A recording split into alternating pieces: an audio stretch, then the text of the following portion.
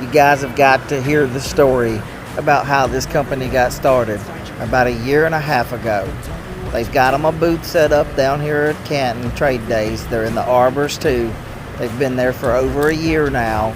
They've condensed all of their stuff into this one booth. It's amazing. The woodworking is on another level. Anything you can imagine they can make. Not trying to sell you, but you can see the work. Come touch it, look at it, feel it, take some of it home with you, put your orders in. You guys are going to love them because they love you. They love everybody. Fun times. Check them out.